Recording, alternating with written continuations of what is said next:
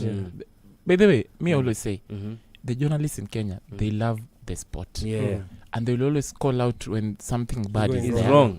Is wrong, you know. Tuko na hiyo freedom. That's the good thing. But should we wait until somebody is not working? For example, if there was this match was not there today, yes, then nothing would have happened to the pitch. No maintenance. Yes. Believe you me, maybe even we could have gone to Kasarani and find there is no grass. You know, just because this match was there, then the journalists had gone there to do the interviews, the pre-match, to see the state of the pitch. You see, then that's when the whole country knew, now this is the state of Kasarani Stadium. We don't have a field here. You know, it's so sad. It's so sad. Especially when you have just come from one of the biggest major tournament. Because just 6 months ago, TAF ilikuwa almost as good as the one that tunaona hapa at the Amex Stadium.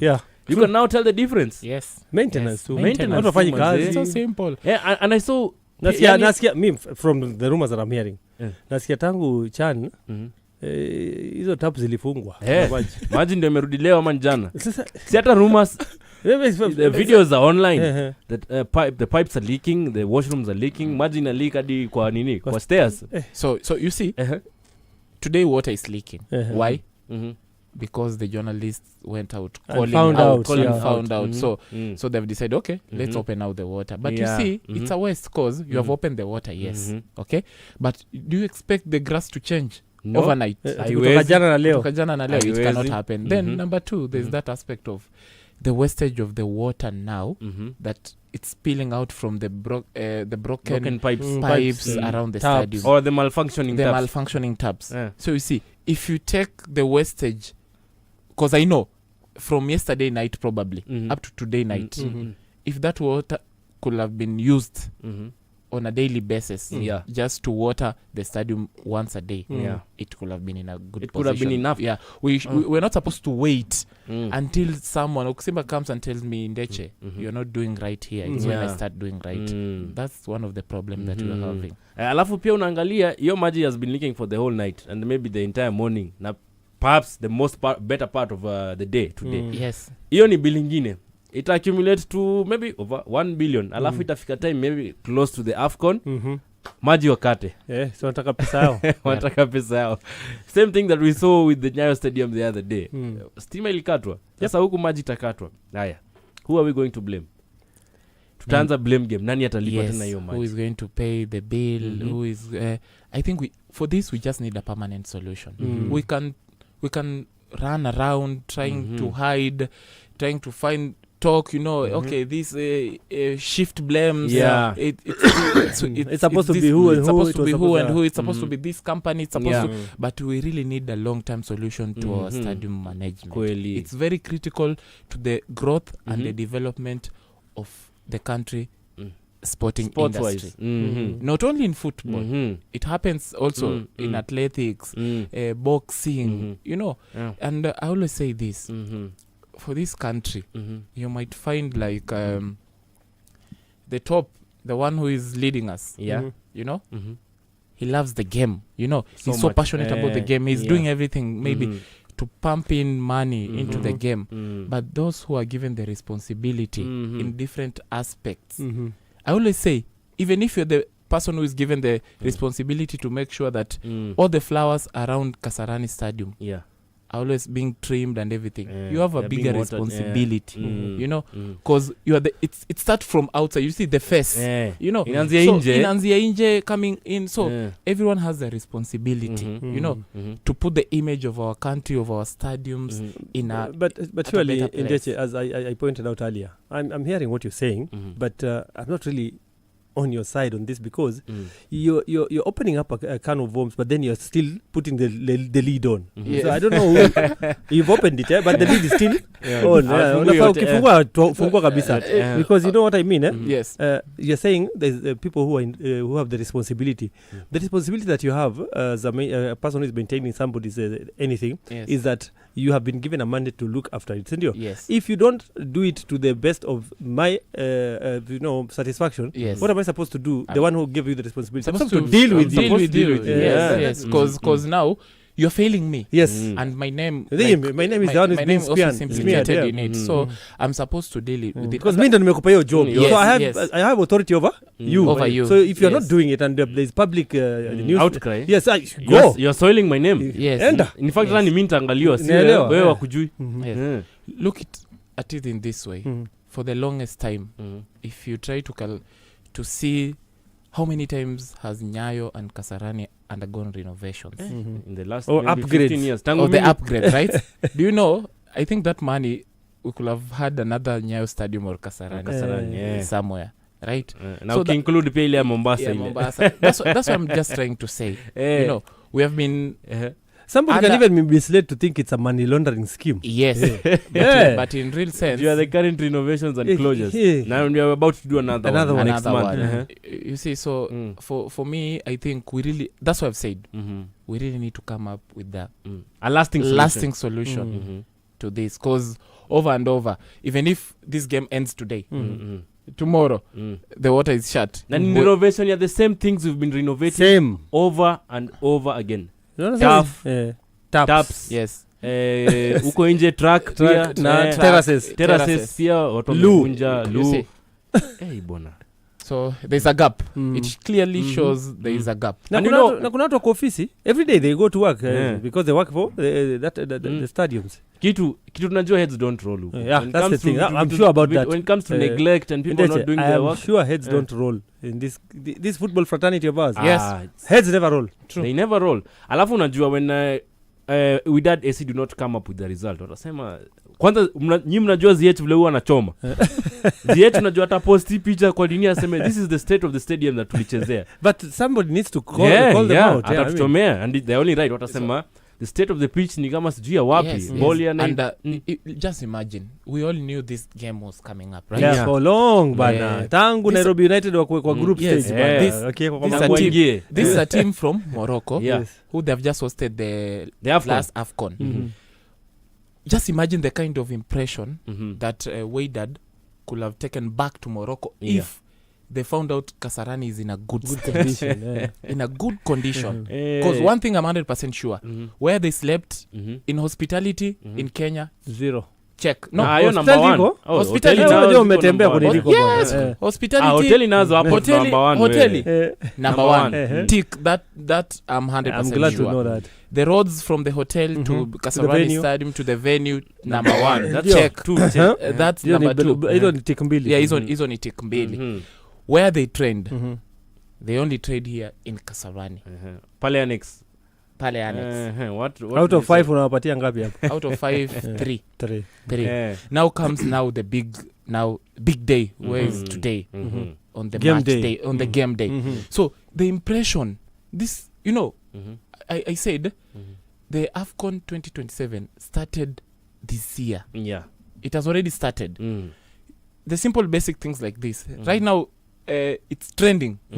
It's trending all over, not only in Kenya, not only Globally. in Africa, globally. AFCON 2027. People are saying because Wydad has a big number of followers. Global appeal, the global appeal. So people are seeing and people are watching where they trained yesterday, where they're playing they today. are playing, yeah. So that's what I'm trying to say. Just imagine if the Kasarani Stadium was in a good condition, the message that it could have sent to the people outside there as we prepare to host the AFCON 2027. So I think for me, what I can say is we really need to take this thing seriously. And if anyone is in this sporting industry, Yes. and not only in Kasarani, anywhere else, that you have been given the mandate to see through that everything in our sports grows, even if it's development, anything that touches sports, just do it to your best. Because at the end of the day, you are representing the whole country. The whole country, man. The whole country. So you see, this little failure now paints a bad picture to the Kenyan football industry. Or the entire fraternity. Yes. And you know what, huko nje wanajua, the foreigners watu wa majuu and everything, they're saying the next AFCON is in Kenya. They don't know of any pamoja bid. Wanajua tu it's in Kenya. Kenya. Alafu on pictures that this is Kenyan club against Wydad AC, and that's their best stadium. And this is one of the stadiums that's supposed to host the AFCON. Yes. Sasa picha itakuwa gani hapa? Kama si ile the one that is specifically made for the AFCON, it is the best stadium we have. The best stadium. Apart from Atalanta, which is being developed for that tournament. This is our best. Tunaongea indeche hapa tunaambiwa sasa tuambiwe Kenya. You are going to host this match. Put your best stadium forward and you're ready now. Ni Kasarani. Sasa tuko na Kasarani hapa. Yes. Ndio itafi yetu. And as you can see, this is what the best thing we have right now, man. We have with the AFCON just around the corner, we have a lot to do. We have a lot. And it's like pia Kenya tupendi vitu poa because the Rising Starlets pia jana. I was their there. Coach, and I promised you I'll be there. I'll go and watch the game. I went there. Yeah, their coach has complained about the turf. See, I didn't watch that game. I watched it. What can you say about the turf ya huko pia? Ulinzi. Yeah. I could say it's heavy. It's not well trimmed and manicured. It's not about ati ni mbaya ati ni maintenance tu vile tu Indeche amesema inge imekatwa vizuri because the ball was not moving very easily. Nyasi imemea sana. I think hata ukiona vijana vile hao madeba alikuwa jaribu kushoot the ball, you can just see that the turf is a problem.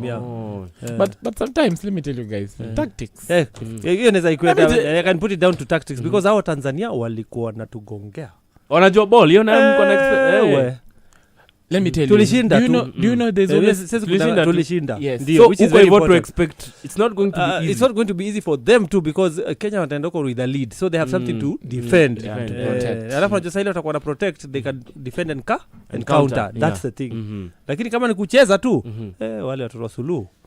You know, I always say in football, for example, you saw when Nairobi United traveled to play in Morocco.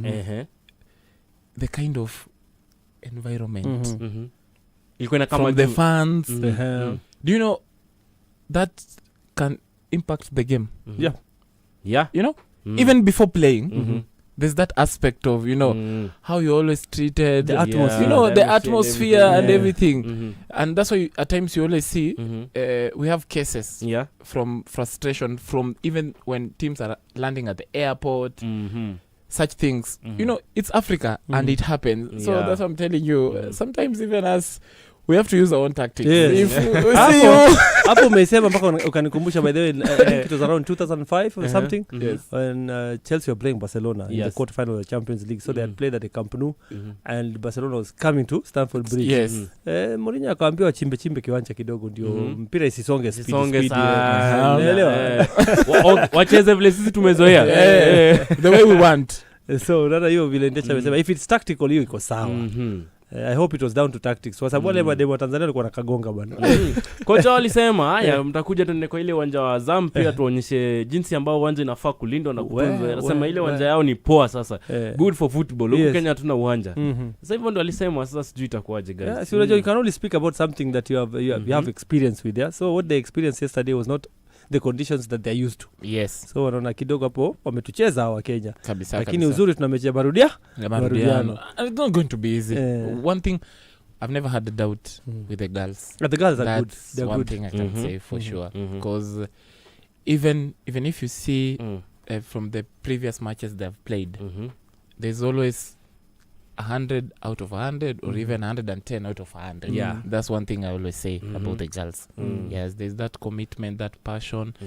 They push themselves to the extreme because they always believe also they are good. You know. And I was thinking yesterday while I was watching the game with my friends, nauliza na Kenyans kusema kweli, it's a weekend, we have a national team or the under 20s playing. I mean, why is it that it's school kids who have filled the stadium? Cool kids na walikuwa wamejaa huko. School going children.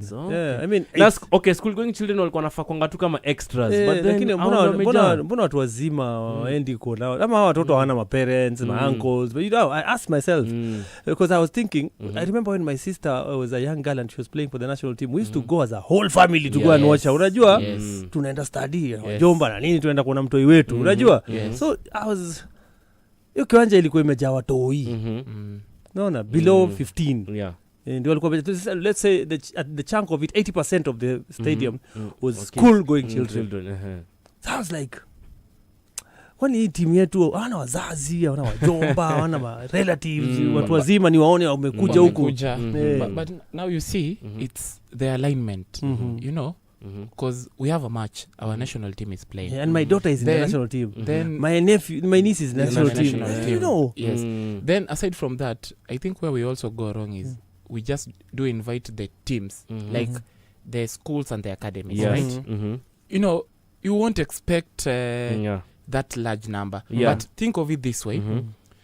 We try to get our national teams, even the let me say the girls team, with all the academies or girls schools around Nairobi, Nakuru. There's that kind of partnership that we maybe the federation encourage always goes around.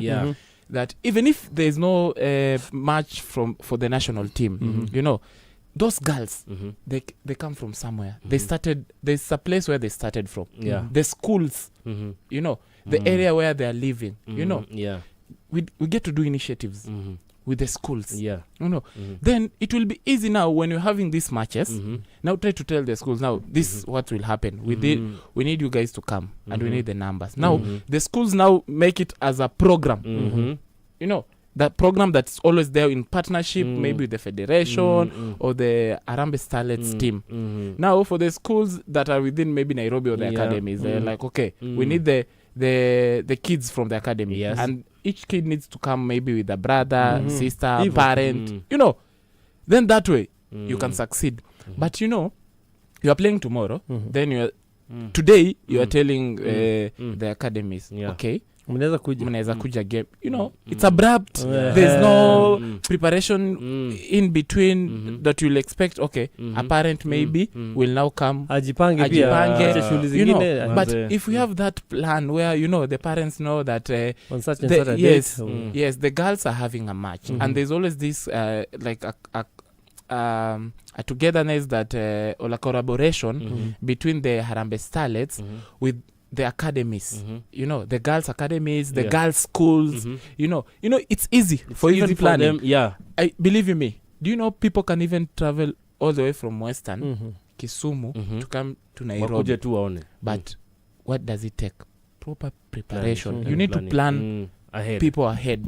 Yes. Anyways, guys, still we are on the watch along, by the way, to South Brighton against Crystal Palace. And I'll just give you, we are on it's 26 minutes past 26 minutes into the game, and I'll just give you the lineup of the home team, and probably one of you should give me Ilya Crystal Palace. So the home team is Brighton and Hove Albion.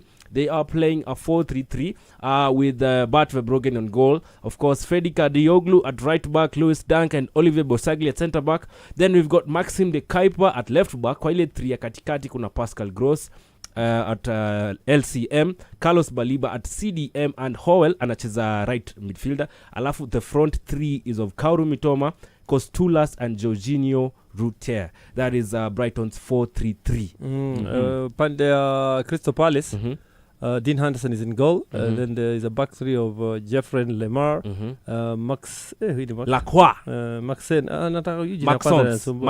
Maxons Lacroix, Chris Richards. Alafu katikati on the left is Tyrone Mitchell. On the right is Daniel Munoz. Munoz is back, which is a good thing. Adam Wharton and Will Hughes, who is on a yellow card in this game. And then hapo mbele yao kuna Jeremy Pino on the left and Ismail Assar, the African champion, on the right. Then at the very front there, Jürgen Strand-Larsen. Yes. On the substitute, we've got Gomez for Brighton. We have James Hinshelwood. We've got Igor Jesus. Igor Julio, the centre back. James Milner, Yankuba Minte, O'Reilly, back from Lyon. He was actually sold to Olympique Marseille. Nasaya Merudi. We've got still the goalkeeper Joel Veltman and Danny Welbeck. Wow. I was just kabla tujaenda kwa squad hiyo ingine, I'm just thinking James Milner is still playing the Premier League. Yes. Wow. And he actually is about to break Gareth Barry's record. Just find out, because that is the thing that stood out when you said you talked about the bench. I was like, really? James Milner? Yani tu bado huko. James Milner. But I don't think if right now we're going to have players of that caliber, of that resilience, of that longevity. Hey, Milner. So as of February 8th, 2026, James Milner just needs one more game to equal the all-time Premier League appearances record and 2 more games to break it. So I was right to even notice him. This time you are right. I'm like, Kumbe is almost breaking the record. He is breaking it. He's going to break it this season. He's going to equal it definitely. No, if he plays. Yeah. You never know. So, but what we know, with the games that are remaining this season, he's going to equal that record and he's going to probably break it. Oh, so this is the top 5 all Premier League appearances all time. We've got Gareth Barry, of course, formerly of Manchester City and Aston Villa, which is a Leeds player. Now, Nottingham, I'm not sure. With 653 appearances. Number 2. Number 2 is James Milner with 652. Number 3, of course, the legendary Ryan Giggs with 632. Number 4 is Frank Lampard on 609. Alafu number 5 is David James, formerly of Portsmouth and Tottenham. Yep. Yeah. Goalkeeper who is retired with 572. Haya, mambo kama hayo. So the only non-English player hapa ni Ryan Giggs, yeah, he's Welsh. Wow, that's crazy, man. Wow, what a feat by James Milner. On the other side, Nairobi United are still 0-0 against Wydad AC on the 70th minute. And guys, I actually noticed that Hakim Ziyech has been subbed out. Okay. But I didn't know that Wissam Ben Yedder Yedder plays in the African League. Yes. Umeshangaa? Umemzoea La Liga? Nimemzoea La Liga na Liga. La Liga. Nimemzoea huko yuko Kasa. Ben Yedder manzia kwa Kasa. Naweza fungwa. That was a chance right there. Oh, on the other end, Brighton are almost getting a goal and being the first team to open the score sheet, but apparently not. But still 0-0. Yes, and I think they need the win because one win in the last 11 Brighton league matches. Yes. Hey. One win. In the last 11 yes, matches. Yes. In their last 11. Yes. Hey, Crystal Palace 9. So Crystal Palace, I think 9 games. The last time they won, the last time they won. Draw. Yeah. So you see, I was also going for a draw. Why they all need to a win in this match. Hii game ushaimaliza. Now ukiangalia in their last 5, there have been 2 draws, 2 wins by Palace and 1 win by Brighton. Yes. So ni game tumezoea kuwa na madraw, and in the reverse fixture only draw actually 0-0 at the Crystal Palace Stadium. Yata itupatie moral. Funga. Ben Solomala almost latching onto a through ball. But it was too pacey for him. So Adam Wharton on the other side seems to be writhing in pain hapo. Seems to be in agony. Fouled by a Brighton and Hove Albion player hapo. So Brighton and Crystal Palace seem to what they are struggling. Kumbuka Jean-Philippe Mateta, he looks like he has been sidelined for this match as well. He wanted to leave Crystal Palace during the January transfer window, but it seems that the club haijamkubalia. And kumbuka pia their coach Oliver Glasner. Yes. Pia amesema anataka kutoka hii team. So Oliver Glasner wants to leave. He's not extending his contract. He will leave at the end of the season. Mateta has also expressed his desire to leave, and looks like the club is still holding on to him. They wanted to leave during the January transfer window. Of course, since Eze left, Olise left, so on, there's no need to really stay at this club when everyone is leaving. True. We already won the FA Cup, we're in the Europa League.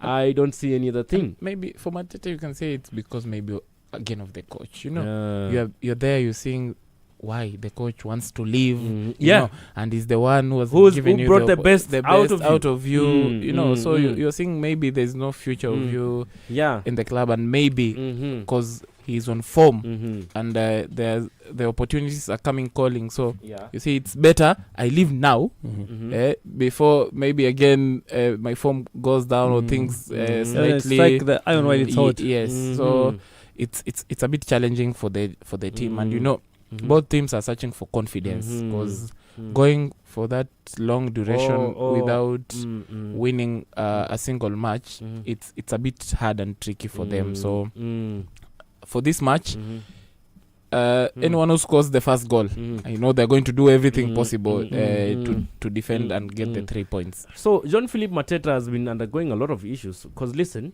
Mateta was on the verge of joining Milan for 30 million sterling pounds Yes. on deadline day. Yes. But the deal was called off after knee issues emerged over the course of 2 medical examinations. Okay. Oh. Yeah, so hiyo knee injury Milan hapana. So and it is being said that this knee injury could thwart his World Cup dream as well. Oh. And yet he has just been called up in the last 6 months in the I think he has played for less than 5 games for the senior national team. It's a World Cup. We are not a World Cup, but not to worry for France. They have a lot of strikers. A plethora of superstars hapo mbele. But I can only Mbappe pia anacheza 9. Sasa Ekitike. Usijaribu. Hata hao wawili wako sawa, imetosha, si ndio? Hata ujaanza kuongea kusunku na hata kucheza ile World Cup ilipita. Akucheza aliumia actually. Kama vile aliumiza. Tuanze World Cup. So hao hapo upande wa forward line France wanakwanga star. Actually these guys are stacked kila mahali. They are loaded bana. Ile timu uliona ikicheza hiyo mwaka 4 iliyopita kwa finali. Yaani hao watu ukiangalia average age yao sasa hiyo bana. Bado wengine wanakaa. Na kuna watu unaambiwa watu walikosa wachezaji 5 kwa hiyo World Cup. Watu wa kuenda 5. Manze. Did they have the likes of Pogba kweli? Pogba alikuwa bana. Yeah, Pogba alikuwa wakishinda. No. 2018 alikuwa 22 kwa unanielewa on a ban. Yes. So you can imagine Pogba, Nkunku, kulikuwa zile nani mwingine, kulikuwa watu kama 5. Pogba, Nkunku, Benzema of course, stories zake za beef, mara injury and he decided to retire during that time pia. So France hapo kutusawa Mateta it will be a bigger loss for Mateta than for France. Not for France. Yeah. But if they lose a player like Kylian Mbappe, it would have been a bigger loss for the national team. But why? How many times did you see a teenager scoring in a cup final, a World Cup final? And so many teenagers have gone to the World Cup ever since it started. Lakini finally the only 2 teenagers who have done that. Influence, hiyo pressure, hiyo nini at that stage, hiyo stage una perform. Alafu hiyo World Cup inakuja ingine unapiga hat-trick kwa final. That's a big name bana for France. It's a big deal. But one thing I know for sure right now, even the players themselves, they'll try as much as possible to avoid to get being injured. Saizi? Yeah, right now no one wants to get because you know okay, the way you have said, a team like France, to be honest, to make the squad. Me, I'm just being honest. Even if Mbappe won't be there, they will still thrive. Yes. And they'll have players. You know, it's not like us. Unajua in Africa kidogo because huyo big name Senegal without money utasema kidogo, but for them if you check the chunk of players they have in their roster for the national team, it's quite good. And I think they're lucky because they have 2 countries in one. They have West Africa to choose from and their own country. Their own country. and it's sad because it's a very sad state of affairs, but no reality on the ground is that they'll be played for by Guinea-Bissau people, they'll be played for by Malians, they'll be played for by Senegalese, they'll be played for by Cameroonians. You know. And you know the sad part is if you take the West African players, you give them their nationality original nationality now, and now the France one, believe me, they'll run and pick to represent the French. But are they really the West African wenye wamezaliwa huku West Africa? West Africa too. Sahi ukiaka tu bila nasema put them on the pedestal like this, tell them you either play for your country or France. Go for France. So unaona hiyo because the lifestyle, the perks that come with playing for the Les Bleus. But I beg to differ with you in that. Umesema France wouldn't be at a loss if they missed Mbappe. They won't be at a loss. Because as there was a time wamecheza bila that was in mimi niko pande yako hiyo kwa sababu nimeuliza Indeche watoto wangapi wakiwa teenager walikuwa wanabeba timu yao. I remember it happens, but yani my point is I'm trying to say on terms of now the numbers of players that they have that can replace can fill in. You know, it's not like us here in Africa where you miss this one impactful player, then the coach has a very big problem. Okay, they'll have the problem because he's a star, you know, and not just a star for France, but a world star. And you know, there are those games where you need the star. Team things might not be working out, but you have your star. When you have your star, you know, all of a sudden things moment will of change. magic. Moment of magic, things will change. What I'm trying to say is, if he gets injured, it doesn't mean now the dreams for now France are dashed and it will be gone. No. they'll still have players. They have a strong national team. It's a strong national team, and they still have players who can do better, and they won't now fill the gap, the absence. Like remember Brazil in 2014 when in the quarterfinals they lost Neymar to an injury. Yes.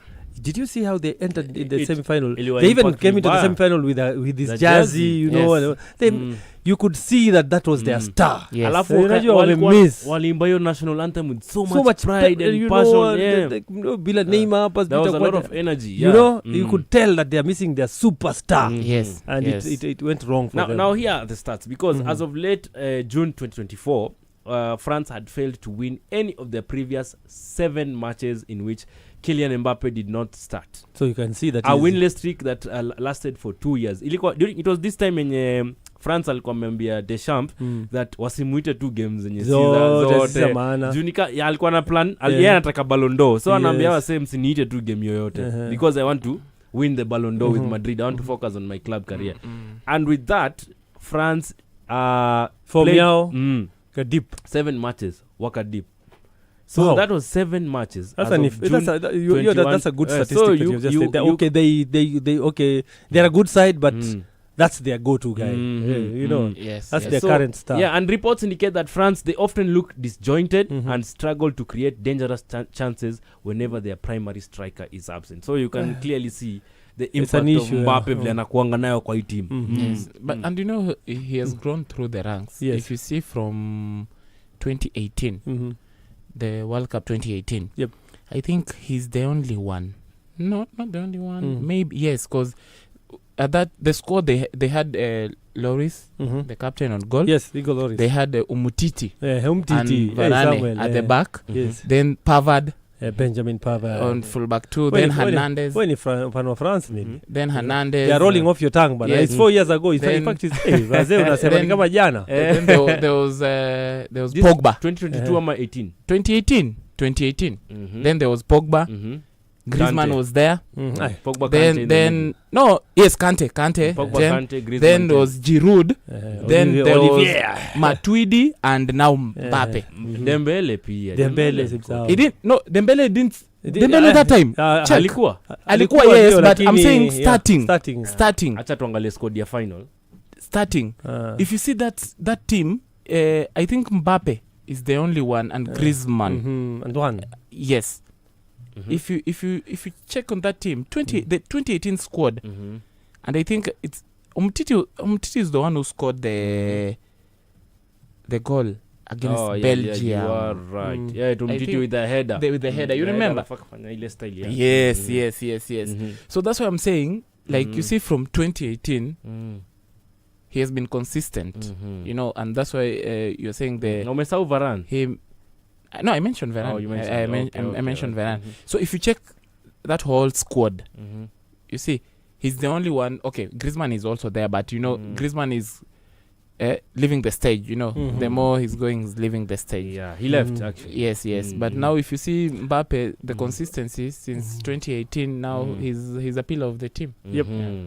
I was just looking at the squad in 2018. I can see some names that were very, very important at that time. Now France iko na transition kweli. Yes. Nabil Fekir, Laurent Thauvin, all my forwards, Ousmane Dembele, Kylian Mbappe, Olivier Giroud, Antoine Griezmann. Now ukiangalia tu team realistically, how many can make or are in today's squad? Ukiangalia tu the substitutes na pia side. Ukiangalia starting lineup. It's only Kante and Mbappe who make the team. The current team. Hata Pogba sahihi and because of his form. Yes. Aya, ukiangalia the sub, Kipembe doesn't even play. Tom Lemar doesn't even play. It's Dembele who plays. Tolisso not good enough. Nakwambia the national team ya France tunaipendea, turnover yake ni noma. Wewe sana. Yani they replaced over 95%, over 98% of all these players. They have a new team, man. Yep. It's crazy. So I'm just watching tana angalia finali yao ile finali the defenders angalia 2022 sasa. Sana angalia wacha naanza na forwards. Kuna Coman. Unaona? Mtu kama Coman hata rekodi jamuongelea. Yes. Very integral part of the French squad. Olivier Giroud, Kylian Mbappe, Marcus Thuram mara jamgusia sahi. Antoine Griezmann, Dembele and Kolo Muani. I don't know how is Kolo Muani still in the pecking order for France. I don't think he makes the list. I don't think this year's World Cup. I don't think so. But he may come up as a wild card if Mateta doesn't make it true. Watachukua Kolo Muani. I team ni deadly. If you check with the recent 12 months, the players who have just been promoted. But no, I don't think Atamek. They will take Thuram as a forward, Mbappe and Ekitike. Unaona sasa hao kwanza ni front runners. Kwa hiyo for the number 9. Yes. Yeah. So I don't think Kolo Muani even makes it. Comes into the picture. Wafaransa wako sawa. Now you also have to include now Michael Olise ambaye alikuwa kwa under 20 sasa he has already graduated. He's a member of the full national team. A member of the full national team. Yes. Player like Coman sasa ndio hii ayuko. Gwenduzi pia you won't feature. Kama ukiangalia midfield yao 2022 Due. Yeah, you also have to include Due. Jamaa. Alafu pia Manu Kone ule wa AS Roma. You also have to include him. So Manu Kone is just 24. The kind of problems I would like for a manager to have Harambee Stars. Yani uko na talent poko tuache nani tu hivyo France wako hivyo. Yeah, so it's the 44th minute of the live. It's actually the 45th minute. Yep. Of the live watch along between Brighton and Hove Albion. Still 0-0. Well, not really much to talk about. It has been a game of tangu indeche tu tupatie tu statistics zao watu nilijua hii game ni nil. End to end. Kwanza sikujua nil nilijua ni draw. But no significant attempts or attacks. Teams zote mbili zishinda in the last 7 games, wengine 9 games sasa. There's a lot of they are not confident as teams. Confident enough. That's why I said there's that aspect of trying to find confidence first, you know. And you are playing, but you are scared again to go forward because you don't want to concede fast, you know. So you want to try to just maintain, and then if you get that one opportunity, you try to bang it and come back again to defense. So yes, so this match is going to have few goals. That's one thing I'm sure, and that's why I said if any team scores first here, that's the end of it. Now you'll see the bus. Elsewhere in Nairobi, it's still 0-0 with 5 minutes still left to play of regular time, of course. Still 0 between Nairobi United and Wydad AC of Morocco. Nairobi United are playing fairly well. They're also managing to create their own bit of chances and everyone, but it's anyone's games as it looks like. Jamii usemaga hivi team ile ya nyumbani sasa ile muangaliaga. I'm a very biased person when I'm watching a team from my country playing. All I want to see is the opponent's goalkeeper. So at least today I'm getting to see the opponent's goalkeeper. So ukiona team yangu ikicheza vizuri najua ndaona goalkeeper opponents vile anakaa, uniform yake and get. Lakini ukiona uone opponent's goalkeeper when you're watching football on TV, jua nchi yako inalemewa ama team yako inalemewa mbaya sana. And the opponent is also making some saves. Unakumbuka kina Omala hapo, the attacks in Machaka has come on and everything. So the Nai boys, I would say, a fairly good outing in this group stage, and if they can manage to come back next season, they will come up with a thing or two or more experience that they have learned from this outing. I don't know what you guys can say about the Nairobi United. I think for me what I can say, first they've done well. It's been long for Kenya, you know, to have such like Wydad coming to play in Nairobi. So for them first, I congratulate them for putting, you know, our football kidogo on the map, on the African map. It's an honor to have the likes of Akina Ziyech and playing at Ben Yedder. Yes, it's an honor playing at this Kasarani Stadium. Yes. But now there's that aspect of can we maintain, you know, as a team, you know, and I think that's where our problem comes in. A team like Nairobi United does well, right? But now after they've done well. Sorry to say, but in our country, that's where we always have chaos. After doing well, that's when chaos always erupts. And they forget about everything. You forget the basics. What helped you to get here, to reach here? Penye umefika hapa. Nini likusaidia ufike hapa? You know. So aligning ourselves to I always have an answer for that. I think Louis knows what I'm just about to say, because during our shows, you know, on the Express, I always put these sentiments forward. like Indeche, you're blaming them for doing that, but Indeche, if you are a blind man, and then you got to see, and it's a goal with Casablanca with a late winner. I think it is Wissam Ben Yedder, yeah. With a late winner in the 89th minute of the game. No, 89th, yeah. Shafika. 89th minute of the game, yeah. Yeah, I felt it was a good outing. So Nairobi United will end up losing all matches in their group. So I was saying, let's say you are a blind man for the last 18 years. Yes. And then today you got your sight back. Yes. What's the first thing you get rid of? No, my walking Mkongojo. Stick, yeah. Will you remember that it has been helping you for 18 years to reach where you are? No. Now I can see. I won't do that. But now, you get. Yeah. But to be honest, this is football, and they always say impire kona macho. Unaona, and if you don't respect the game, believe you me, the game also won't respect you. Yeah, exactly. It's how we do our things. Let me tell you, there's nothing more unique from the other teams from our teams, but the way they run their team, the way they do their the things, the structure, their business, the structure they've put in place, that's the only difference. Because believe you me, if right now you bring the president of Wydad and you come and give him Nairobi United, believe you me, he's going to transform that team. Yeah, I can't lie to you the for same sure. methods that he has employed at Wydad yes. at Nairobi United. But believe you me, now take the president from Nairobi United, take him to Wydad.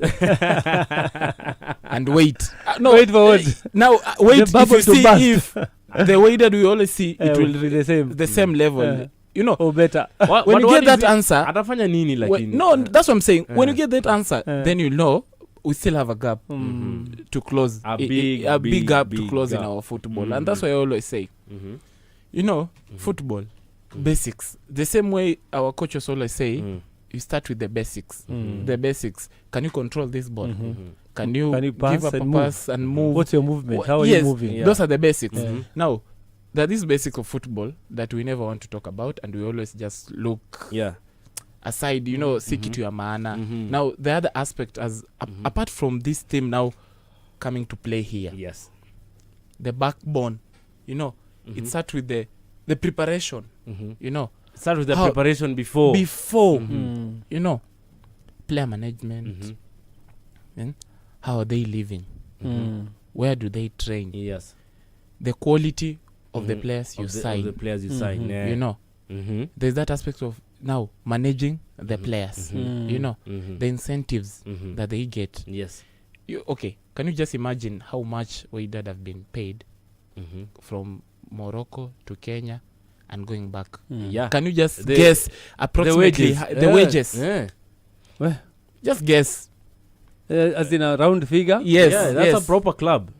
How much they've been paid or how much they've spent on this? No, like I'm saying, I am a player. ZH. Yeah. For him, the allowance he will receive after this match. He's probably the highest paid player. I'm not talking about the payment. The bonus. The bonus. I'm talking about the bonus. Let me just see if it's another goal. There could be a red card. That should be a red card. Denial of last man, actually. Yeah. Let's just see how the referee acts on this one. This is top flight. A foul on Wydad just at the edge of the box on the dying minutes of the game. From Biko. He has already put down the socks. Let's see what the referee says. Because Biko looks like he's resigned to he has resigned to his fate, Yeah. He's just resigned to his fate. And he knew. There's a last ditch tackle by Biko, which resulted in a free kick just at the top of the area. And Biko is ready and waiting for his matching orders. Yes. That through ball was great. Beautiful. But Biko just decided to I just have to drop you. Maybe he might be lenient. No, I don't think so. Definitely a red Biko tembea bwana. Aende ngoje huko. Ndeche is being so positive. Wewe Biko acha kudanganya Ndeche. Go. Yeah, this is you could say it's a lesson well learned from Nairobi United as far as this outing is concerned. And they have their final group game to play against AS Maniema, where they will have to travel to the DRC. What? Yeah. na hii group imesimama style ingine. And it's tight by the way. Apart from the whipping boys, the rest is so tight. The rest is so tight. Nairobi United wamedonate kila mtu. Sasa Ndecha hata kusema kweli. Kusema kweli kwa hii group who are the whipping boys? We want to talk football. This is 0 points. And 0 goals. Yes, 0 goal. Yeah. 1 goal. Tulifunga si Duncan alifunga. Duncan. Very beautiful Azam hapa hivi. Yes. But if you see, okay, just try to compare those teams and our team in this aspect, the kind of players they have, the way the teams we are going far. Even start with the Azam. They just played with the Azam recently. Just check out the structure from Azam, how they run their football, the club in general. Now come vis-a-vis our team. The kind of players they are signing, and again on our side. But ukiangalia pia Nairobi United is one of the best functioning teams in our league. So okay, if you say on a Police na Gor Mahia are among the at the top, on the other side. Yes. Yeah. Okay, for you, if you say the best functioning team, best in quotes. In what aspect? Well, at least they bring in players from outside the country. From the other countries from the now that's our problem. You just bring, because you're bringing someone from Uganda. You have brought from the best teams of those countries. You're bringing the United got a financial muscle. Okay. They brought the best from that country. The impact.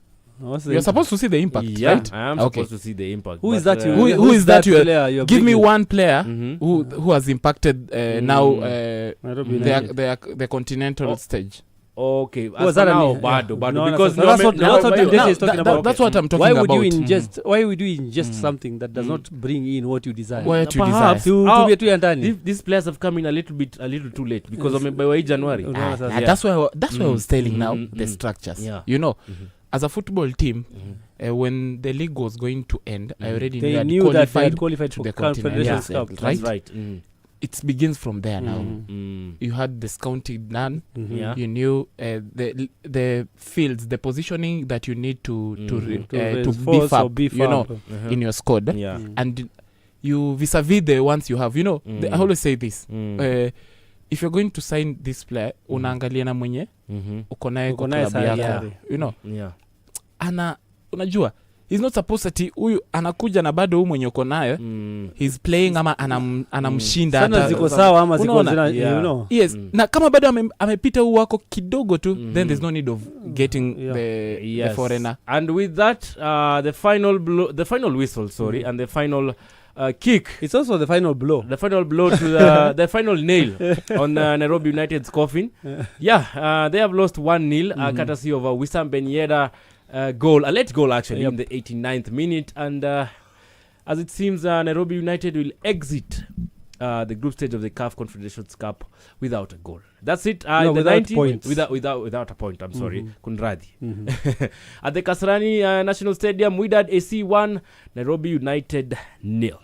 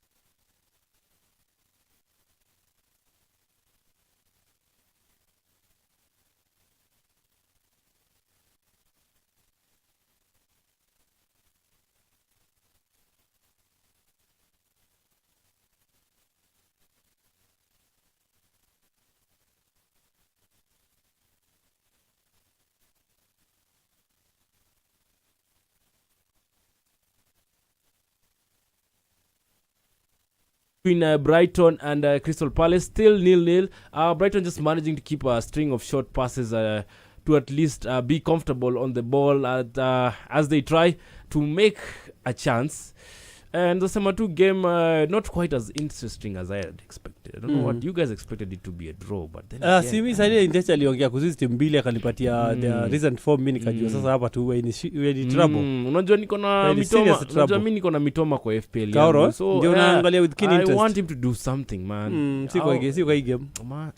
Also I think Danny Welbeck with his experience will expect him to try to help the team, but you know, and that's if they play him. Yes.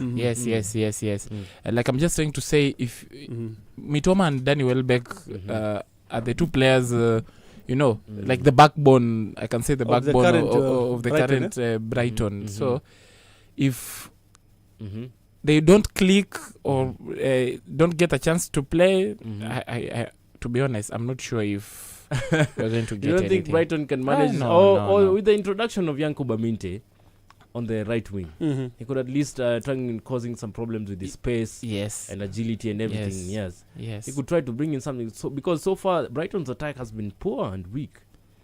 The effort by Mitoma alone is too weak.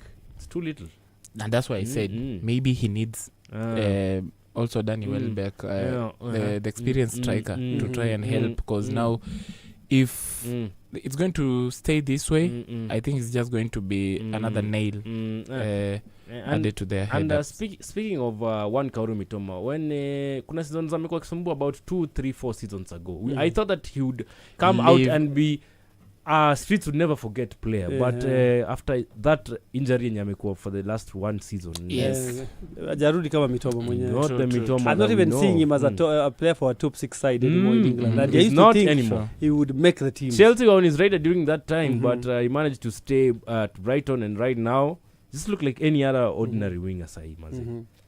Mitoma, he fell off. Yeah, he did. Unfortunately so. But he's loyal. He's loyal to the team. Yeah, he's loyal. So when he was on top, teams really wanted to sign him up, and he decided to stay. So, yes. Yeah, so Yeremy Pino is coming out on the 55th minute, and he is going to be replaced by Evan Gesson.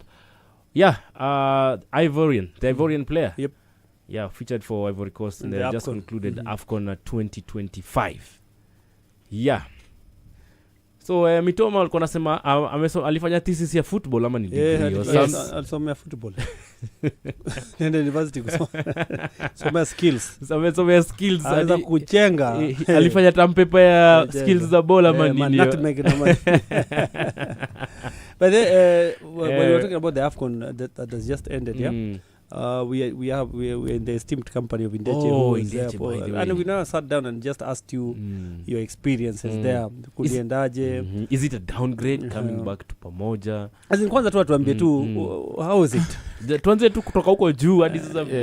How was it? What was your experience pale? To paint a picture for us. Okay, first of all, I would really love to thank CAF for the opportunities ever since Chan and again now Morocco. It has been a great feeling, a great experience, though it was intense, but a very rewarding experience to my career. I can say it was one of the purest form that I've ever felt. You know, I think AFCON is the biggest tournament in Africa. After AFCON, I don't think if we have any other tournament. So it maybe was if you bring the World Cup, maybe if we have Olympics. Yes. But apart from those two, it was kind of emotional to me, deep, cultural, and the fact that I believe that when Africans come together, something good always emerge. That was the most amazing part of it, because we had officials, players from all over the world. From all over the world. From all over the world, not only even in Africa. Yeah. We had From people other from continents, Spain, from other continents, and it really showed how deep and how important the AFCON is to Africans. and the love, the passion. You could see fans, they travel from all over. And I think every fan from each country, I know even a few fans from Kenya, they were there. Despite just as fans. Yes. Wow. Yes, despite even the RMB Stars not playing, they were there. So watu wako na pesa hii Kenya. It's not about, you see, it's not about the money. You know, I'm being honest. People outside here love football. People love football. You see, even if we are not playing or participating in the tournament, there's that aspect of you just need to have the experience. Maybe you go, grab a bit of the experience you get from there, bring it back home. Or bring it back home, huh? Because I'm sure anyone who went to Morocco, may it be a journalist, a fan, or any official, even from the government or everything, there's something positive they picked from Morocco. From Morocco. Yes, and they came with it because, you know, football is not just a sport. The way people just put it. It's an identity. And it's an identity across the continent, the whole continent. And it's something we always have to be proud of, to be part of the team, to make it a success. So it was a great honor for me. And how was the weather? Walikuwa nasema weather huko ni kama juu, like those guys were winter yes, true. Yeah. And for me, okay, it was a bit challenging, but you know, you just come to adapt to it. But it's amazing. Europe. Yes. Europe. Yes. Europe. Europe. That Mediterranean climate. Yes. Morocco is a perfect host. That's one thing I cannot deny them. The infrastructure, the organization, the hospitality, everything just reflected a country that understood how to stage a major football event, you know. But also, what also stood out was the pressure. You know, you what have pressure? You have to perform. Okay. And not only for the teams, but also for us, for the official, because it's one of the biggest tournaments in the world. The environment, the expectations are huge, and the timelines between one match to another, the margins of error. You know, it's a place where any tiny mistake or error you do can really. And we have a goal. Sorry to interrupt you there, but Ismail Assar has just broken the deadlock in the 60th minute. Crystal Palace lead 1-0 away at the Amex. At the Amex. Very unexpected lead, but well taken goal by Sarr there. They broke through the middle of the Brighton defense and just slotted it home on the top left corner. So the goalie had no chance. And that's his first goal ever since winning the AFCON. Sindio amerudi tu, and that was it a quick goal? Gesand had the ball and then he gave a pass to check the positioning. What kind of defending is that? He was completely unmarked when he was receiving the ball. Like, all the Brighton defenders had gone to try and at least intercept Gesand. And you saw his positioning after now giving the pass. Like he gave his player a chance because he gave a pass and went away. He went to a few players, so he gave him a lot of room. Yeah. Because it gave Ismail Assar the chance to even have an option to give it back to him. And so the players who were chasing him didn't know exactly what he would do. Maybe he'd give a pass back, or he would do balance. They didn't know how to rest the defense. Before they knew it, it was in the net. But now the struggle now comes in. Will they maintain now? For half an hour, man. For half an hour. Crystal Palace pia wamekuwa kisuasua on their form. They've been on poor form, and as we know, Brighton at home lazima wafunge bao. So kwa hivyo tungoje tu 1-1 ingie sasa, alafu game ishe. So you were saying you're talking about the Morocco and all that, the weather, the organization. The organization, like no room for mistakes, you know. Did you meet any language barriers? You always had translators. There were translators there, yes. But again, you know, the world is evolving. And English is like common language now. Okay. In all the countries, and even the players, the teams officials. It's not a challenge anymore. It's not a challenge anymore that much compared to back then. So it was good. It was a good experience professionally. For me, it sharpened me because there were some gaps, that we thought it's kind of normal. But when you reach to that stage, it's not normal. The way we do some things back home and the way the things are being done there, so you have to match up to the press. So it sharpened me, and working with CAF for this time has really made me grow as an individual. And also now seeing football in a different aspect, culture, yes, and also the level of stakeholders that were in play for this tournament, amazing, amazing. And while we also try to maintain the standards, and the consistency, communication had to be clear, respectful, the discipline, the efficiency, there's no room for, the way I've said, for mistake, for ego, for pride. You just have to collaborate and know that you are one, and you are working for one goal, and that is Africa at the end of the day. Now, my question, now, the Pamoja bid, do we stand a chance of putting a similar show, a successful show to that, like of Morocco? We do stand a chance. Now, that's why I've said, there's the professional aspect of it. And the professional aspect of it is when you are working together. You're diverse.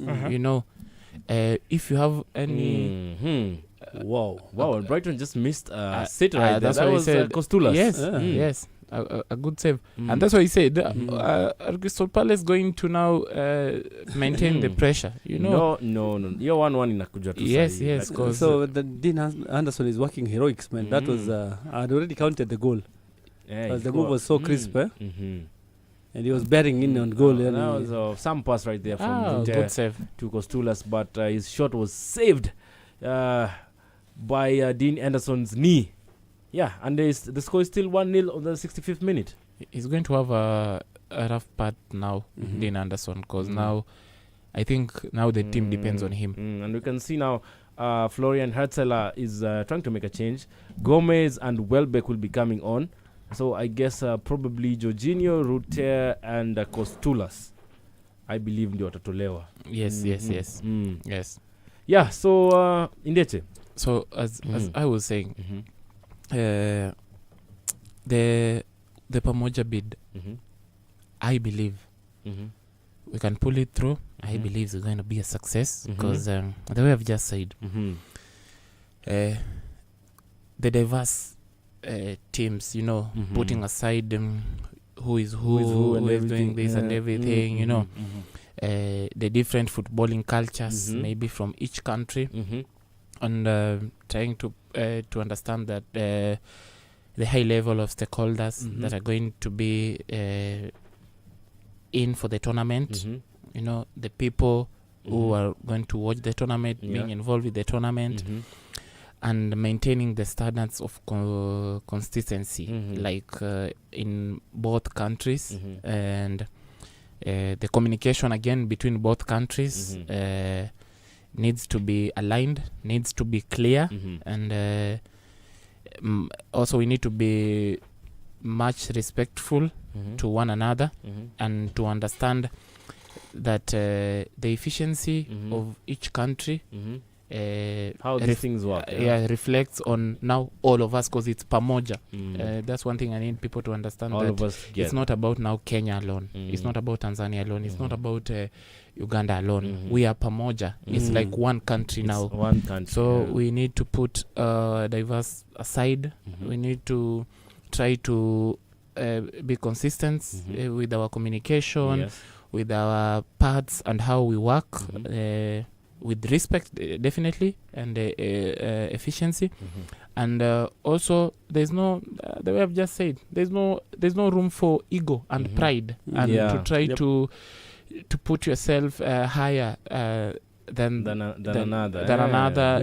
Yeah, we need to work as brothers and make it a success at large, cause at the end of the day it won't be Kenya, it won't be Tanzania, it won't be Uganda, it's going to be pamoja. That's the name. It's going to be pamoja. And if you allow one of our brother to lag behind and fail, we're going to be collectively judged and assessed. So our collaboration is great. It's a key factor in this tournament, and also the unity from the LOC, from each country, and needs to be amazing, stand out, even from the fans, even from the journalists. Yes, this is the time we need to speak good about each other. We need to try to show and paint a good picture about our countries, East Africa. We should at least put our differences aside, especially kikuja kwa Kenya and Tanzania and Uganda. Yes. We are neighbors, but tunakuwa tuna ile beef yetu, na pia we try so hard to outshine each other. Yes. Let us not do that, especially during the AFCON. Yes, and that's what I'm saying. It starts now on how we communicate on social media. So Indeche, I know you didn't spend all your time in the stadiums in Morocco. I mean, you were there for a month. So could you tell us about the culture there? I mean, did you taste their food? Yes. Tangine. Man, I struggle. No ugali for 1 month. I swear. No ugali for 1 month. So what's a tangine? Tangine, like it's ndio ndasemaje, ndio kama staple food yao kabisa. Tangine, couscous. So tangine, it's meat. The way inapikwa, si watu nasema ni kama nyungu. Pot. So it's a plate being covered with a pot. So nyama inaekwa hapo, kuna salads like cabbage, you know, hivyo then inafunikwa, inaiva. Hivyo boy, hakuna tisijui nyanya vitungu. No, kwa hiyo pot, right? Wanatupa nyama na salads na kila kitu. Nyama imewekwa ndani, hizo cabbage hizo the recipes zao zote. Then wanafunika, inaiva tu. Though when you come, like you choose if half kilo, wakikuletea, wanakuletea na hiyo pot yenyewe yenye imepika. Then they open from your table. So that's their tangine.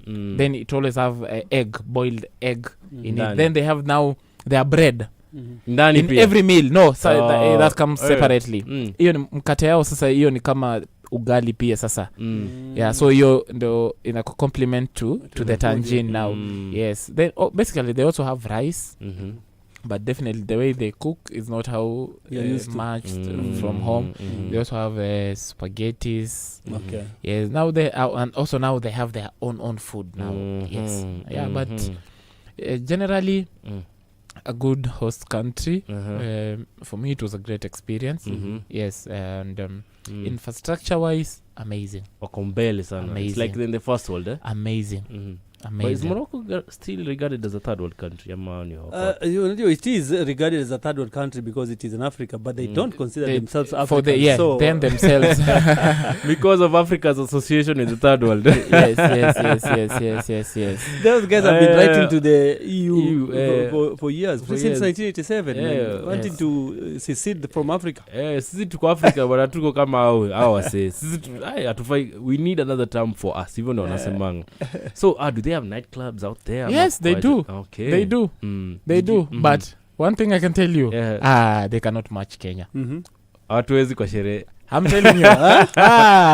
That's for sure. Na ukusima vile smile up. I swear that's for sure. Tuko you. I'm telling you, I was telling my friends there, okay? When they'll be now coming to Kenya. So ushapatia ile yes, I've the foundation show you a few places. You know, I was even going to Instagram. You know, you know the way Kenya we do. Yeah. If DJ John Falme, gives the dark child. Yes, if they're on show, you know, the videos, if grouchy. Yes, the grouchy. If they're at 1824. Unajua gibi najua ma DJ. Huyu akiuliza wazee anapoint mimi wale. You see, our clubs, the way they do, if they have a show in Instagram, YouTube, they'll be like, you know, I was going in and showing them. See, look at how Nairobi is bouncing. Nairobi is bouncing. People are in the club. People are dancing. The way it's always full of life, you and know, everything. Yes, people try to, you know, forget their troubles, you know, and just go enjoy the moment. Now, I was telling you, my friend, you need to come to Kenya, and the first place you need to visit are the nightclubs. you know, cause they were like, no, our nightclubs are good, you know. But I'm telling you, it's okay. Now, 2027 is coming. It's just around the corner. You'll be the judge. Yes. Mkikuja msisahau kupitia Kilimani. Yaani unaambia utawaangusha. I told them already. And we have a group. So you know, it's constant communication. So we are like, yes. Can't wait for you guys to come. Yes. 14 months remaining. Countdown, yeah? Yeah, countdown is there. And I'm going to make sure you have the best experience for Nairobi. Good people, good city, but something good again. A few of them have been to Kenya. A few of them were here the time for Chan. So they had a taste of Kenya. They really loved what the was their hospitality. They really loved the hospitality. Kenya waliwapatia Morocco the hospitality ingine. They even supported their team on the ground. Walibambika sana vile walichia Morocco bana. Yes, the best. They had the good hospitality. They thumbs up to the Kenyans, the way they treated them, right, from the hotels where they were sleeping. Some of them had the Airbnbs. They were amazed on the facilities. Carrefour, this like the supermarkets, how it was easy, convenient for them to buy stuff, you know, to move around, the Uber. So it's like they felt at home, home away from home. Some of them visited the national park, you know, so the experience was good. And most of them, they were looking forward again to coming back to Kenya. And one thing I loved for them, and that's why I'm telling you, we really need to be positive about ourselves. The AFCON. So to go too positive. We need to be positive because it's sad. Sometimes I go to the media and see how we try to kill ourselves, the way we try to diminish ourselves. But believe me, some of the review other people have outside there who were here, it's amazing. The way they are confident that, you know, the Pamoja bid is going to be a success. Kenya is going to put up a good show. Uganda is going to put up a good show. Tanzania is going to put up a good show. But now, when it comes to back home, us, sisi wenyewe sisi kama wa Kenya, sisi kama wa Tanzania, sisi kama wa Uganda, and now the collective Pamoja, sisi kama the East African community. How do we see ourselves? How do we promote our brand? You know, it's our brand. At the end of the day, I've said it's not Kenya alone, it's not Uganda alone, it's not Tanzania alone. How do we this is something we need to own it, feel proud of. You know, I'm not saying positive critics, it's allowed, inakubalika anywhere, but we need to put aside, for us, I can say we do more negative than positive. More negative than positive stories. You know, so perhaps the negative stories outweigh the positives, Ama? Yes, that's what I'm saying. We really need to try to paint a good picture for ourselves. You won't expect someone from another country to come and paint a good picture of your country. They will never do that. They'll try to show the world that their country is better than ours. Yes. They'll try to show the world that if this thing is taken to their country, it's going to be a success, but not in our own country. So the responsibility lies on us, on how you speak on the media. Any opportunity you get to send a good word outside there about our country and how well prepared we can get, and we are going to be ready for the tournament. It goes a long way because people are watching, people are waiting. Some are supporting us, some are not supporting us, but at the end of the day, the greater responsibility lies on ourselves. Yes. Yes. Wow. Umechambuliwa vitu. Lazima nisemeje hapo. Yeah, watch along. Tumesema tunafanya watch along. Brighton are currently trailing 1-0 with 13 minutes of regular time still yet to go. Yeah, and it's 1-0 player or Brighton players on the ground, perhaps broken knee manini. Yeah, right there. Just the replay of the goal. That was a sublime pass from Jizan. Cheki vile alimchambua manze. Wow. Yeah, and Ismaila Sarr positioning. Cool finishes. If you see the way he received even the ball, the way he twisted his body, then there's that another aspect of after he received the body, he had options on his right and his left. The players, his teammates were giving him options, room. If you're not in a position, I'm here to assist. Still give me a pass. And Ismaila Sarr was actually brought in to fill in Michael Olise's boots. Okay.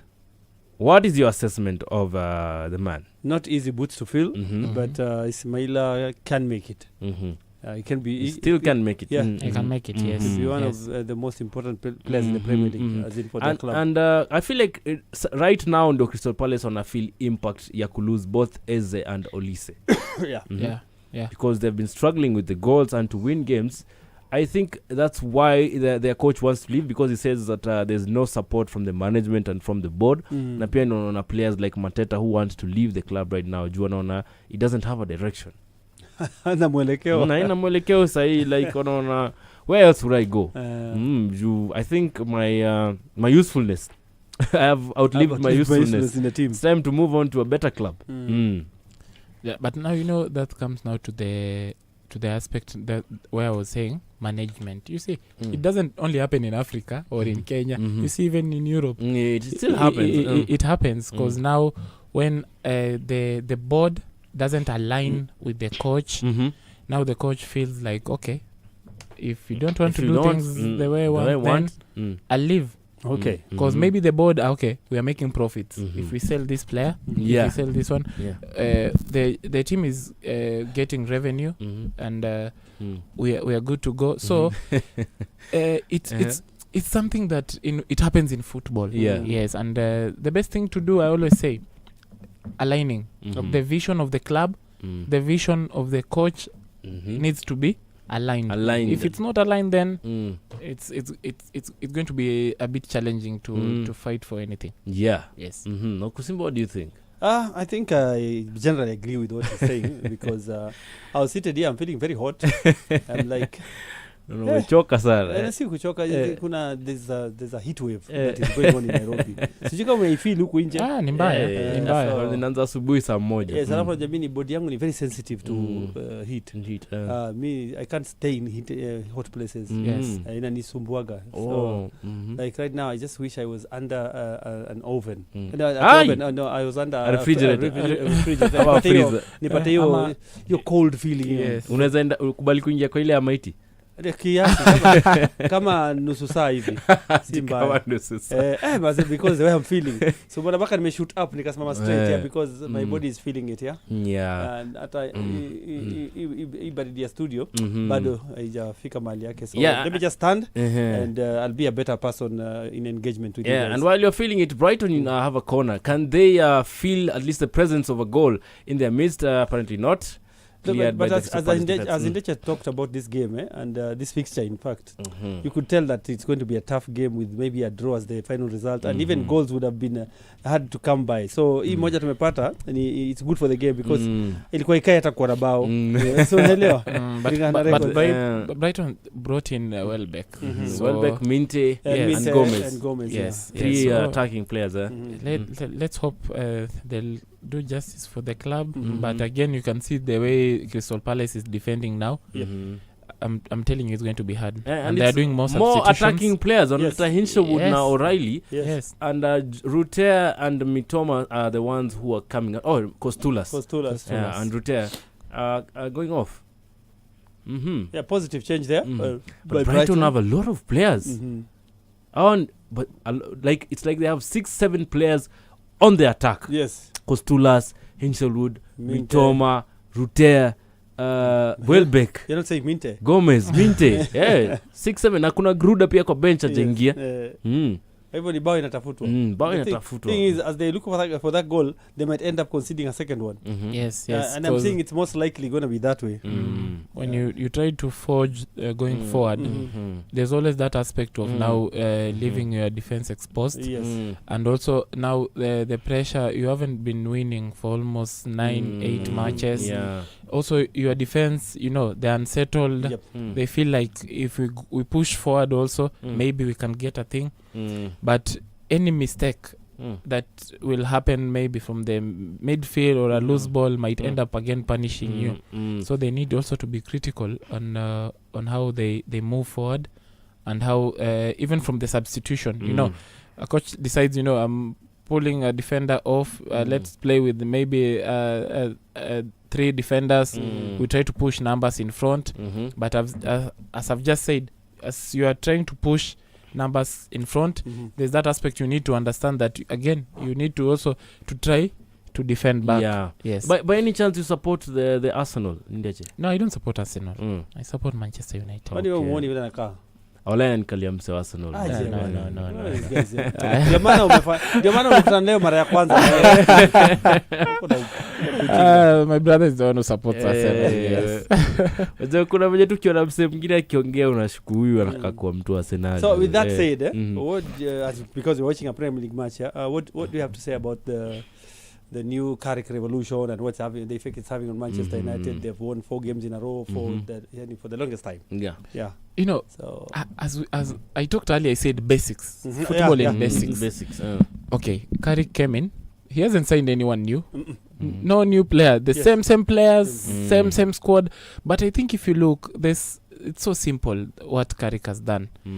He just came in, assessed the players the team has, their strength first, then the formation that can be used, and definitely you're going to use a formation based on the strength of the players you have in your team. And I think that's what it stand out for Carrick right now. And if you had what Captain Bruno Fernandes said, the way he speaks to the players, to the team, the way he treats the players, the officials, you see, so he's more of a manager than a coach. Kuliko ule mwenye alisema I came to be the coach, to be the manager, not the coach. Yes. Yesterday you saw from the Mbeumo's goal, he gave credit to Johnny Evans. And you can clearly see if the backroom staff can come with an idea, they share with him, and he allows them to implement it. And on the match day you see the results are there because of what was implemented, and he actually gives them the credit. It clearly shows you the teamwork that and the togetherness that he has brought back to the Manchester United team, and even the way the players are playing, because during Ruben Amorim's tenure tulikuwa tunachezani kama tujui, like we only tunaambiwa tu guys tuko na game, tunaenda tukicheza tu, because ni back 3, but back 3 ni nini, of what significance is it? If it's to defend, we are still conceding a lot of goals. If it's to attack with the wing backs, our wing backs are doing smack all. They're doing nothing. Dalot was useless. Patrick Dogu on the other flank was useless. So formation ya nini ina limit Bruno Fernandes, because he also plays the CM and number 10 role. Ina limit Bruno in the process of limiting Bruno, inamweka Maino nje. Inaweka Kobe Maino nje. You're dropping he used to make Bruno Fernandes play like number 6. Overworking him. Yes, you're overworking him. But if you see, you have players who can fit and overworking and underemploying at the same time, which is a very hard thing to do at the same time for somebody. When you overwork someone, you're giving him duties that are not his, na yet anafanya zake. So hapa wanamuoverwork, ndio wanampa duties zake, alafu wanamuanda employ in that he's not doing what he can do best, because he wants to be up the pitch, affecting the defense of the opponents. Lakini wanamfanya yenda wanafanya kazi ya punda hapa katikati, ni kama NCDM.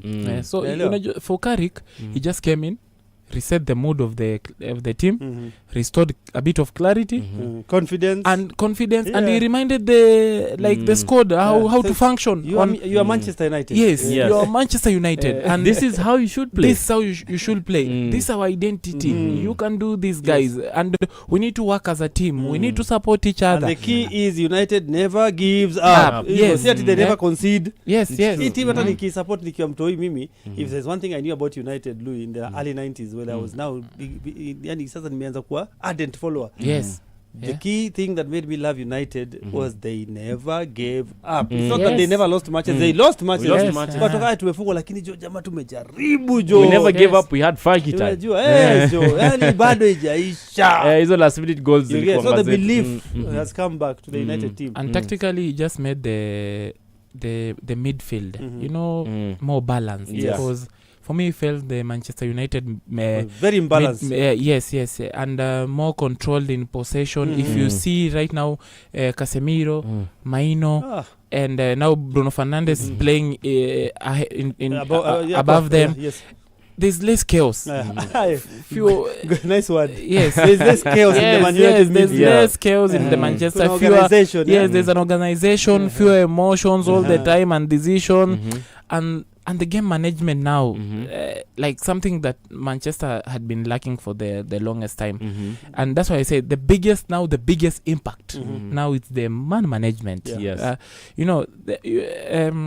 As a former captain, dressing room leader, he understood the psychology of elite players. And now a cousin of mine was asking me this question, and I would like to pass it through to you too, because you're also United fans. We were discussing yesterday tukiangalia game ya under 20 ladies wakipiga Tanzania, and he was saying with this kind of form that United are on, and with the fewer matches they have to play, what's stopping United from winning all games till the end of the season?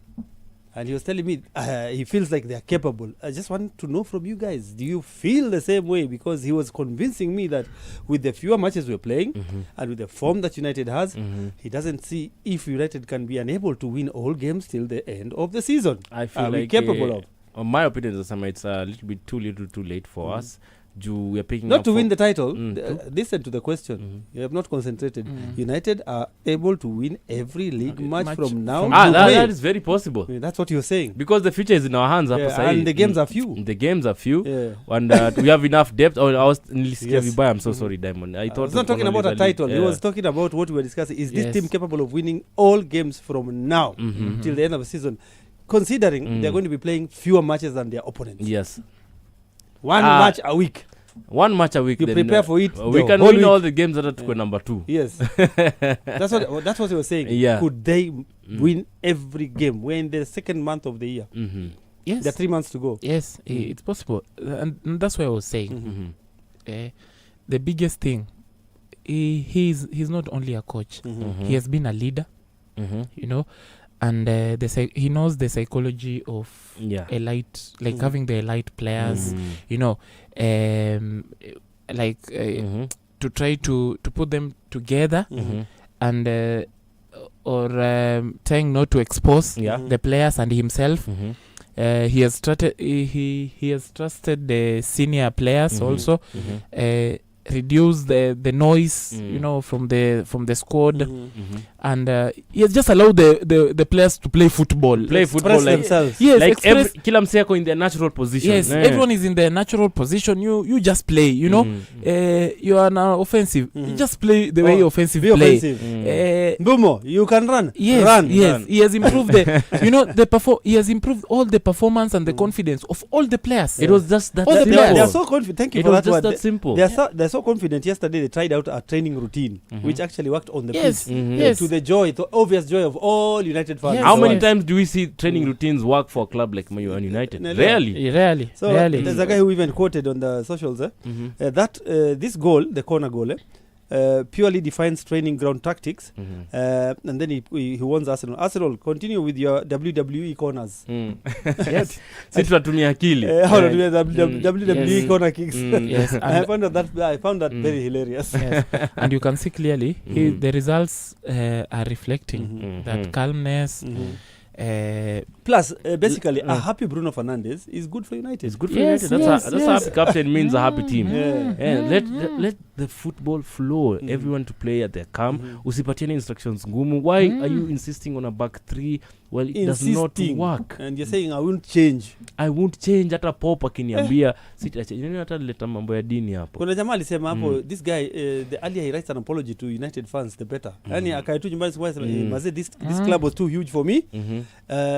Si ati sikuja na roho mzuri, nilikuja lakini sikuwa najua hii club ni kubwa sana.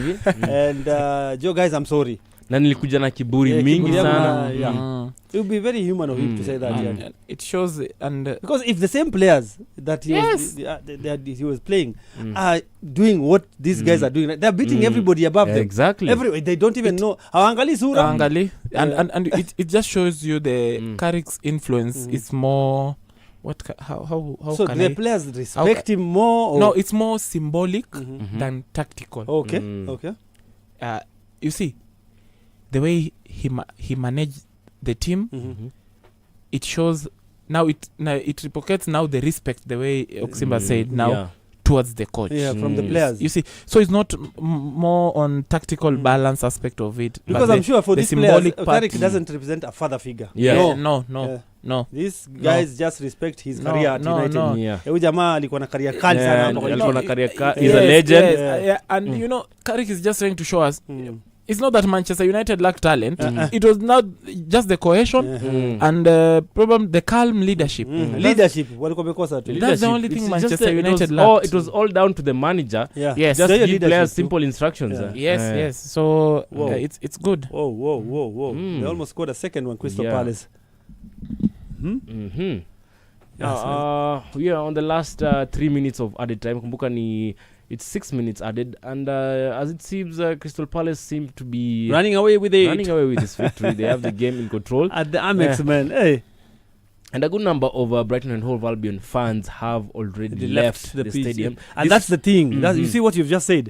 That is what Michael Carrick has stopped at Old Trafford. As the game iko 93rd minute, mko 1-0 down, the fans are cheering the team. It's like there's no tomorrow. We need a goal. See atukwanga tumezoea hivi. You would never see such a thing happen at Old Trafford. Manchester United was bleeding. And that's one thing Michael Carrick just stopped. Like he just came in and he stopped the bleeding, restored professionalism, and like he just there's a belief that just and he just unajua kitu ilifanya kaja kuna belief after United beat Arsenal the following weekend they played Fulham the same situation recurred and they reacted the same way as a team. You see, so he just took Manchester United from the ward, the ICU, brought it back to general ward now they to their healthier state than it was found. And in your opinion, guys, what should Carrick do for him to get the job? No, permanent. There's nothing Carrick's supposed to do. If you cannot see, it's not his problem. Yes, that's not his problem. You gave him a task. Yes, he's fulfilling it. Yes, now it's up to you to tell him. It's up to you. Take it on. He can't try telling you that sasa simnaona kazi yangu simnipa. No, because in the first place you haven't given him the job. You've given him a task, and he's handling it very well. So it's up to the board and the management now to see. But it will be. Sorry to say this, but it will be so foolish if they're not going to consider him for the job. What more do you want from a football team? It also depends on where we finish. I'm telling you, that's what he's saying. After a good performance, let's say they finish the season winning every game. Okay. They're in the Champions League. Back in the Champions League. Yes. Probably missed out on the title on the second last game. You know, kuna hiyo watu wanapata hiyo hope. Inaweza. What do you do with Carrick in that situation? Give him the job. That's what Indeche is saying. That's what I'm saying. It's not for him to ask for the job from you. He's not even supposed to. The results have spoken. It's not on his hands. He's one person you're not even supposed to ask for his CV. Already the CV is outside there. And you know, after this interim job, if they do not give him this job, he's going to get one of the best job elsewhere. Teams. He will definitely by the way tutakuwa tumemsaidia. Because already he's on the shop window. Sasa hivi anafanya hapo interim job. Championship clubs are zinaangalia hivi. Yes. So one thing I know of, he also knows even the backroom staff, the assistants, they know they depend on this job Look at what it means. Sorry wow, for what it cutting means. in. By the way, the match just ended. Crystal Palace winning 1-0 away to Brighton at the Amex. The only goal coming in via Ismail Assar goal in the 77th minute, and it means a lot, of course, for the 61st minute. Sorry, it means a lot for Dean Henderson. Yes, who has done his second knee slide celebration of the day, showing how significant. How significant the win is. Yeah. And I would like Indeche to at least give us an insight too, because he was one who broke it down for us. You remember the form guide of the both teams? Yeah. 9. So what does it feel for these Kina Strand Larsens, Kina Hendersons and all that to get a win at the Amex?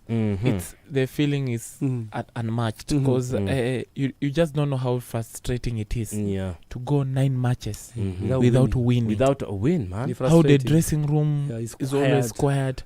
How you try to wake up to a new week, going for the training session for no reason, because we'll win. We'll lose anyway. We lose the mood. Actually, the confidence and the mood is always down. But for them getting this point today, the 3 crucial points today, it's really amazing for the team. It brings back the confidence, and even the coach himself now. He, starting a new week, he can face the players, with confidence. Let's build on this. Let's build on this. Even the players themselves now, they can show, all is not go. We can do this. Let's try put our house in order. What we did last week, going to this week where we got the 3 points. Let us, if we cannot maintain the standard, let us go above where we were, but not going again down, because we have seen maybe for example, I can say maybe for them the week coming to this match, maybe they used to sleep early, so they'll discover new thing about them, so they can do the same routine. You can try, those small those small details they're really important. They're really important. They'll be like, hey, we had breakfast at about 9. About 9. Please, let's stick to that. So superstitious footballers. Believe me, it's everywhere. Yes, and with that win, it puts Crystal Palace just ahead of Brighton, or maybe Brighton from. So it was a major win. It was a 6-pointer. Yes. So Palace are now on 13th point, of course. 13 points, still on the bottom half of the Premier League, while Brighton are on 14th place. So it's 32-31 points. Okay. Na hivyo ndio wanafuatana. We will be back with the second watch along of the night. That is Liverpool against Manchester City at Anfield.